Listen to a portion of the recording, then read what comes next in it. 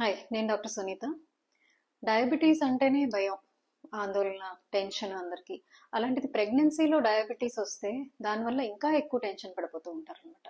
So మనం ఈ next coming సిరీస్లో డయాబెటీస్ అండ్ ప్రెగ్నెన్సీ ఈ టాపిక్ మీద కొన్ని విషయాలు తెలుసుకుందాం. ఫస్ట్ ఆఫ్ ఆల్, ఎవరికి రిస్క్ ఉంటుంది? డయాబెటీస్ ప్రెగ్నెన్సీలో వచ్చే రిస్క్ ఎవరికంటే, ఒకటి mother age more than 35 years and age increase అయ్యే కొద్దీ కూడా డయాబెటీస్ వచ్చి ప్రెగ్నెన్సీలో డయాబెటీస్ వచ్చే రిస్క్ ఎక్కువ ఉంటుంది. సెకండ్, ప్రీవియస్ ప్రెగ్నెన్సీలో డయాబెటీస్ రావడం, అంటే జెస్టేషన్ డయాబెటీస్ అంటారు అనమాట. సో ముందు ప్రెగ్నెన్సీలో డయాబెటీస్ వస్తే నెక్స్ట్ ప్రెగ్నెన్సీలో డయాబెటీస్ వచ్చే రిస్క్ కొంచెం ఎక్కువే ఉంటుంది అనమాట. మూడోది, ఫ్యామిలీ హిస్టరీ ఆఫ్ డయాబెటీస్. మీ ఇంట్లో ఎవరికైనా బ్రదర్స్, సిస్టర్స్, సిబ్లింగ్స్ కానీ పేరెంట్స్కి ఎవరికైనా డయాబెటీస్ ఉంటే మీకు ప్రెగ్నెన్సీలో డయాబెటీస్ వచ్చే రిస్క్ ఉంటుంది.